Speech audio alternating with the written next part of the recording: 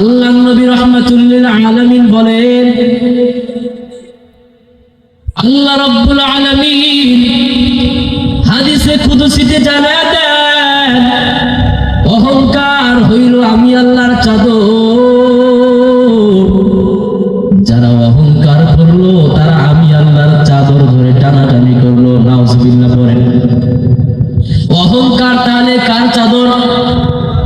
অহংকার আল্লাহ তাআলার চাদর। আল্লাহ তাআলা বলেন, যারা অহংকার করলো তারা আমি আল্লাহর চাদর ধরে টানাটানি করলো। আচ্ছা, আপনারা উত্তর দেন, কেউ যদি আল্লাহর চাদর ধরে টানাটানি করে তাদেরকে আপনারা কি বলেন? আদব বলেন নাকি বেয়াদব? এই সমস্ত বেয়াদব কাল হাসরের ময়দানে যখন দাঁড়াইবে, আল্লাহ তাআলা বলেন আমি আল্লাহ তাদের গর্দান চিরে ফেলে দিব। বলেন নাউজুবিল্লাহ। এরে নবীর উম্মতের দল, আল্লাহ তাআলা জানা দেন, ওয়ালা তুসাইর খাদ্দাকা লিন-নাসি ওয়ালা তামশি ফিল আরদি মারহা ইন্নাল্লাহা লা ইউহিব্বু কুল্লা মুখতালিন ফাখুর। আল্লাহ তাআলা কুরআনুল কারীমে ঘোষণা দেন, ওরে আমার গোলাম, তোমরা অহংকার বশত মানুষের দিক থেকে মুখ ফিরিয়ে নিও না। আমাদের সমাজে কিছু কিছু মানুষ আছে, একটু সম্পদ বেড়ে গেলে গরিবদেরকে আর টাইম দেয় না। এমন মানুষ আছে না নাই? আল্লাহ তাআলা এই সমস্ত অহংকারকারীদেরকে বলতেছে, এরে অহংকারকারী শুনিয়া নাও, তোমরা অহংকার বশত মানুষের দিক থেকে মুখ ফিরিয়ে নিও না এবং অহংকারের সাথে জমিনে চলো না। নিশ্চয় আমি আল্লাহ কোনো অহংকারকারীকে ভালোবাসি না। এরে নবীর উম্মতের দল, এই কথাটা মূলত লোকমানের কথা ছিল।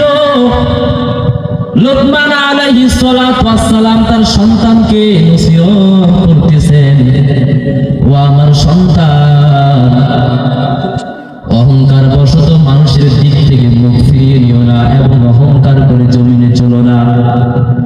নিশ্চয়ই আমার আল্লাহ কোনো অহংকারকারীকে ভালোবাসে না। লোকমানের এই কথাটা আমার আল্লাহ এত পছন্দ করলেন, এই লোকমানের কথাটা আল্লাহ গ্রহণ করিয়া এই কথাটা কুরআনুল কারীমে নোট করার জন্য আমার আল্লাহ সূরা লোকমান নাযিল করলেন এবং লোকমানের যত উপদেশ সূরা লোকমানের ভিতরে তুলে ধরলেন। বলেন সুবহানাল্লাহ।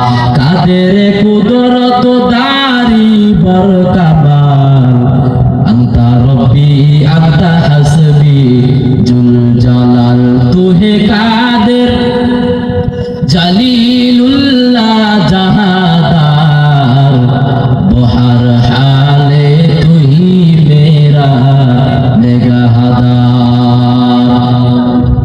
এর নবীর উম্মতের দল,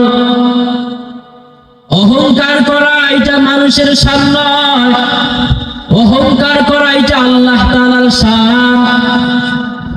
আল্লাহ তাআলা কোনো অহংকারকারীকে ভালোবাসেন না। এর নবীর উম্মতের দল, যারা অহংকার করবে তাদেরকে কাল হাসরের ময়দানে পিপীলিকার ন্যায় তুলিয়া জাহান্নামে নিক্ষেপ করবে। বলেন নাউজুবিল্লাহ। এর নবীর উম্মতের দল, মদিনার নবী রাহমাতুল লিল আলামিন হাদিসে ঘোষণা দেন, যার অন্তরে যাররা পরিমাণ অহংকার থাকবে সে জান্নাতে প্রবেশ করবে না। বলেন নাউজুবিল্লাহ। যার অন্তরে সরিষার দ্বারা পরিমাণ অহংকার থাকবে সে জান্নাতে প্রবেশ করবে না।